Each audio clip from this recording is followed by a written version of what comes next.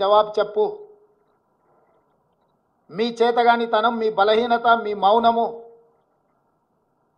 మీ బానిస మనస్తత్వము తెలంగాణకు తీరని అన్యాయం చేస్తుంది.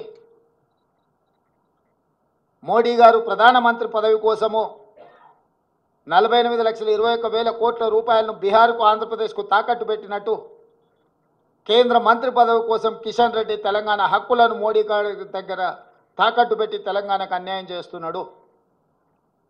అందుకే రేపటి జరగబోయే శాసనసభ సమావేశాలలో ప్రశ్నోత్తరాల సమయం పూర్తయిన వెంటనే మా లెజిస్లేటివ్ అఫైర్స్ మినిస్టర్ మిత్రుడు శ్రీధర్ బాబు గారికి నేను సూచన చేస్తున్నా, ఈ వివక్షను, ఈ కక్షాపూరితమైన వ్యవహారాన్ని తిరస్కరిస్తూ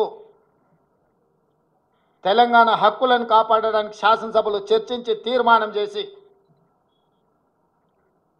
అధికారికంగా ప్రధానమంత్రి గారికి తెలియజేయడానికి అవసరమైన అన్ని రకాల చర్యలను రేపు శాసనసభలో మీరు బాధ్యత తీసుకొని క్వశ్చన్ అవర్ తర్వాత దీని మీద చర్చకు ఉపక్రమించండి అని చెప్పి మా సహచర మంత్రుడికి నేను సూచన చేస్తున్నా. ఈ వివక్ష మంచిది కాదు. ఈ వివక్షనే తెలంగాణ రాష్ట్రం అవతరించడానికి, ఈ వివక్షనే ఇతరుల యొక్క ఆధిపత్యం మీద ప్రజలు ఇచ్చిన తీర్పు, ఈ రాష్ట్ర ప్రజలు ఇచ్చిన తీర్పు 2023.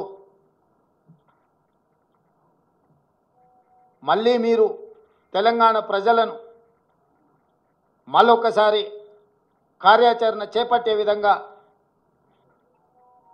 మాకు తప్పని పరిస్థితి కల్పించవద్దు అని చెప్పి ప్రధానమంత్రి గారికి నేను విజ్ఞప్తి చేస్తున్నా. భారతీయ జనతా పార్టీ 8 మంది పార్లమెంట్ సభ్యులకు కూడా నేను సూచన చేస్తున్నా. అదేవిధంగా ఎంఐఎం పార్లమెంట్ సభ్యుడు కూడా నేను విజ్ఞప్తి చేస్తున్నా. కాంగ్రెస్ పార్లమెంట్ సభ్యులతో పాటు తెలంగాణ పార్లమెంటు 17 మంది సభ్యులు, రాజ్యసభలో ఉన్న వాళ్ళు కూడా ఈ అవసరమైన నిరసన కార్యక్రమానికి సహకరించాలి. మీ చిత్తశుద్ధిని నిరూపించుకోవాలి.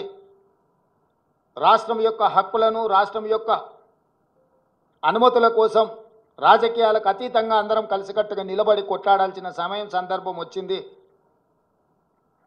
కాబట్టి ఈరోజు తెలంగాణ రాష్ట్రానికి బడ్జెట్లో తీరని అన్యాయం జరిగింది. నరేంద్ర మోడీ గారు వివక్షపూరితంగా కక్షా సాధింపు చర్యలకు పాల్పడుతున్నాడు తెలంగాణ ప్రజల పట్ల. దీన్ని తీవ్రంగా కాంగ్రెస్ పార్టీ, మా ప్రభుత్వము ఖండిస్తుంది. దీనికి సంబంధించిన కార్యాచరణ అటు పార్లమెంటులోనూ ఇటు శాసనసభలోనూ తప్పకుండా నిరసన కార్యక్రమం చేపట్టడం జరుగుతుంది.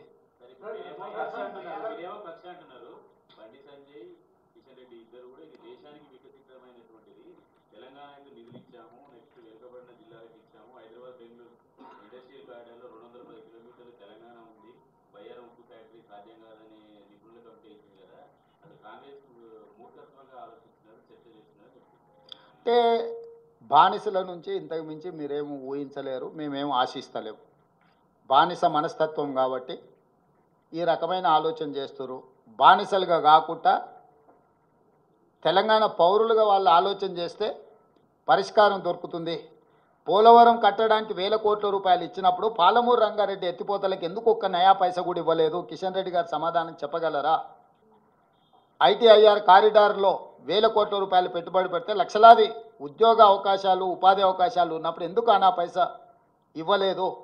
గుజరాత్లో సబర్మతి రివర్ ఫ్రంట్ నిర్మించుకున్నప్పుడు తెలంగాణకు, హైదరాబాద్కు మూసీ రివర్ ఫ్రంట్ ఎందుకు నిర్మాణం జరగొద్దు? గుజరాత్కు బుల్లెట్ ట్రైన్ కోసం నిధులు ఇచ్చినప్పుడు తెలంగాణకు ఎందుకు రీజనల్ రింగ్ రోడ్డు కోసం నిధులు కేటాయించలేదు? ఇవన్నీ పక్కన పెట్టండి. దేశం మొత్తం ప్రతి రాష్ట్రంలో